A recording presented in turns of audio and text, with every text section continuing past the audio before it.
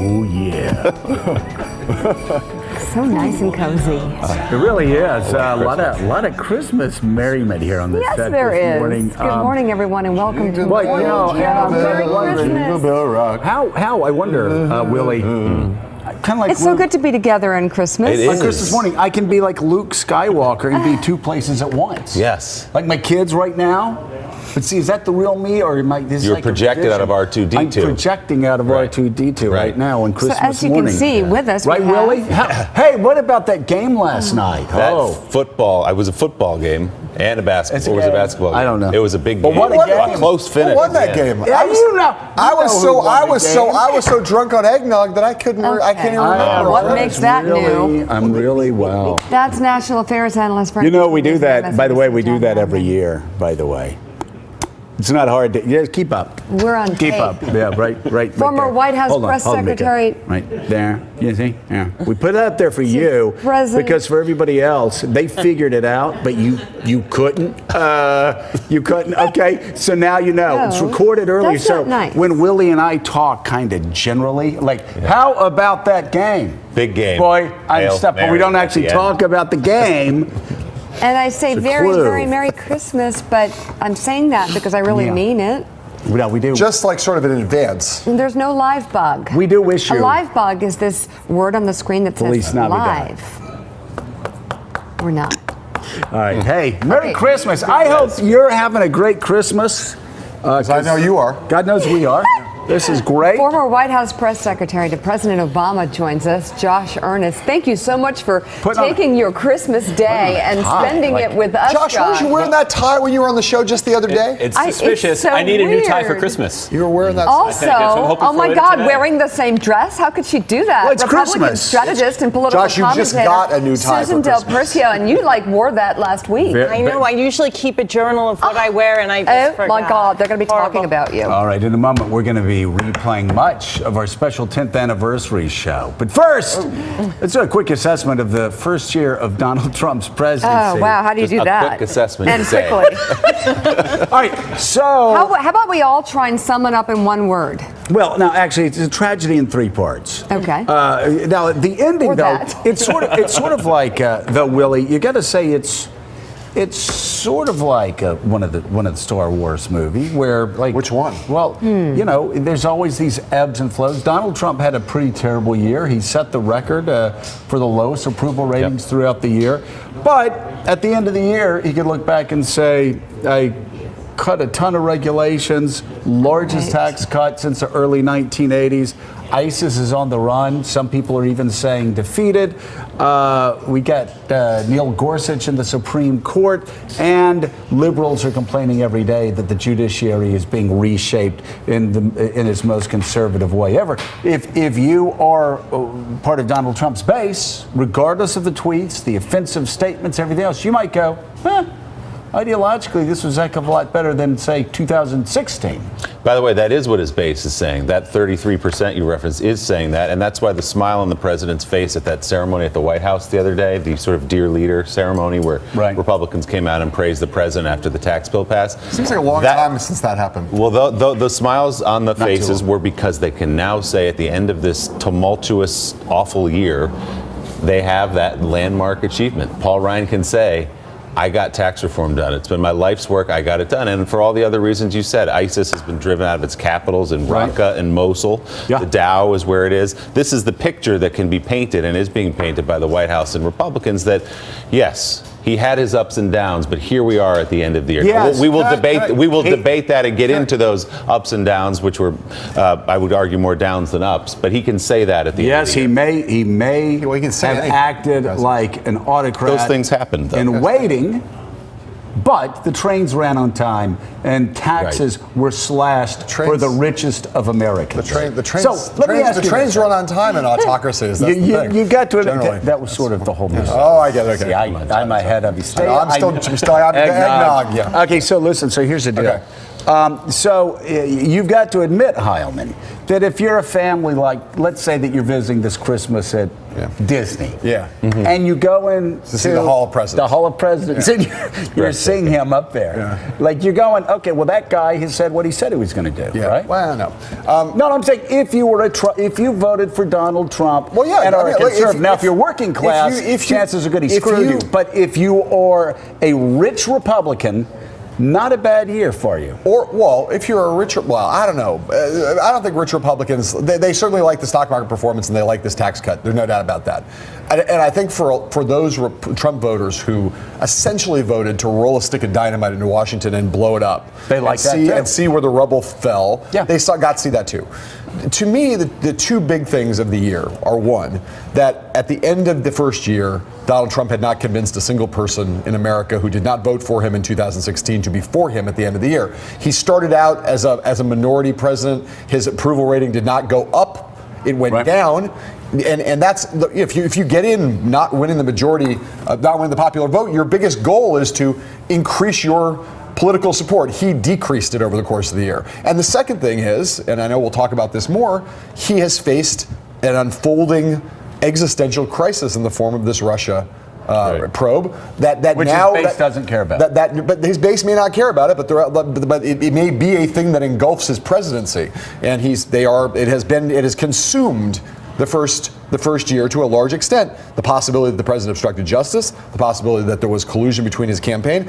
There's been progress on those fronts. There have been indictments. He is heading into 2018 with the possibility of, as I said, existential crisis. So Josh, though, there's a reason why 8 out of 10 Republicans are sticking with Donald Trump, and also a reason why he's losing the rest of all of these races, because. Again, it is the crisis for every single House Republican, unless they're in a really moderate district, is you can't win the Republican primary, without Donald Trump, and you can't win the general election with him.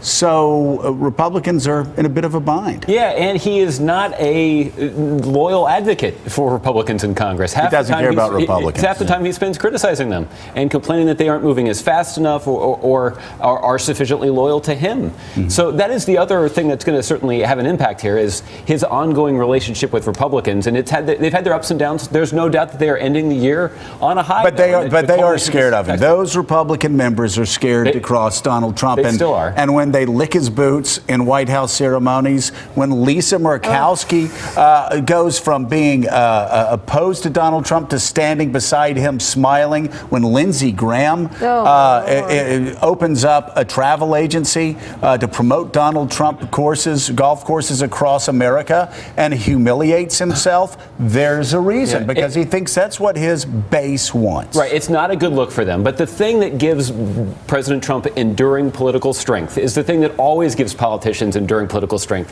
which is a strong economy. President Trump is still in a situation where he is benefiting from the Christmas gift he got last year, which is the strong economy turbocharged by the Obama recovery. Yeah. We are going to now see what impact this tax bill has on the economy moving forward. President Trump will own the economy moving forward in a different way, because now people will see what impact his policies and the policies that he promoted have on the economy, and people will judge accordingly. Susan? Well, you asked for one word. I'm going with exhausting. Yeah. Oh my gosh. This has been exhausting it's been year. a cascade of troubling events. And it's exhausting for a lot of Republicans, too. Republicans who see that this president has done nothing to unite our country. Republicans who see that he has only run a divisive strategy that will, in fact, hurt him in 2018. That will hurt them, in 2018.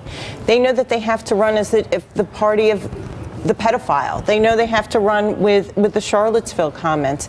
And they also know that they're running with, I call him like the Lucy of Charlie Brown comics. He's always pulling away that football every time one of his, quote, friends gets up to kick it. And he always pulls it away. And I think that's what the elected officials are so afraid of right now. It's not just that they're afraid of the scorn of him going after, because let's face it, he didn't do much for Luther Strange or Roy Moore, but they're afraid of them turning or making promises and just never delivering on them. Well, and you know, I do think also it'd be remiss if I didn't underline we talked about what Republicans have to go to their voters with, but I think you also have to look at the low points of this year. And this is where you separate out tweets from things that actually are a danger to our republic.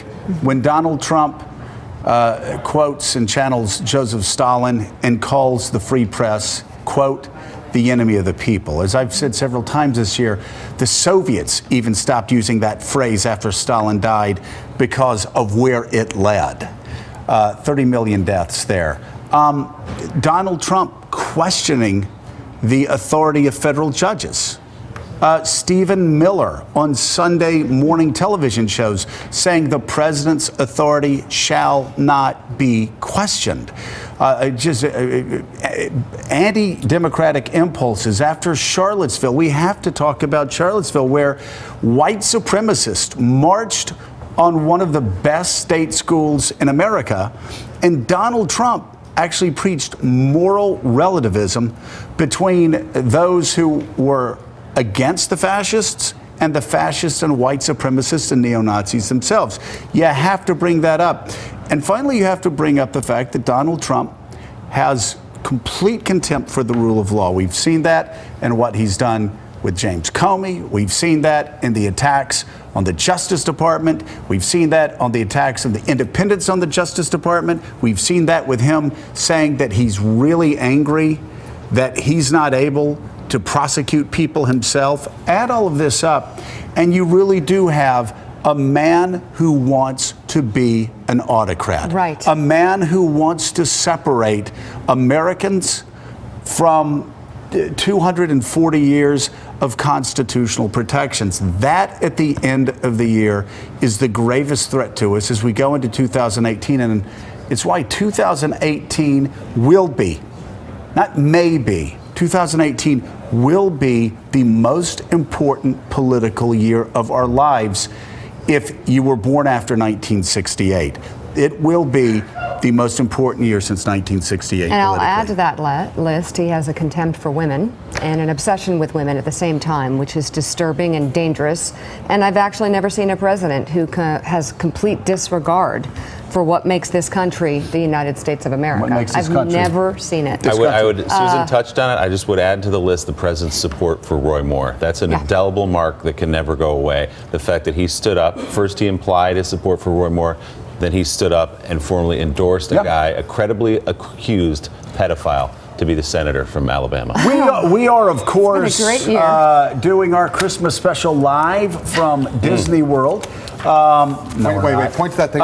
Point to that thing in the upper right hand. Live from Disney World, and do we have a 30 Rock thing right here? Disney World. And so we're about to go out, and we're going to sit down and watch the production from the Hall of Presidents. It's beautiful. Special. It's really nice. I think they actually so lifelike took Hillary Clinton's likeness and thought she was going to win, and then it looks like they just put some orange hair. That seems a little implausible, but maybe. But that's what you've heard. It's not. I mean, it's implausible, but not outside the realm of total possibility. Okay. I mean, somebody just, there's a theory. Either that or somebody just wasn't trying there. But anyway, while we go into the Hall of Presidents, you're going to be watching much of our 10th anniversary special show. Please move the kids away from the presents. They're really going to want to see this. We'll be right back.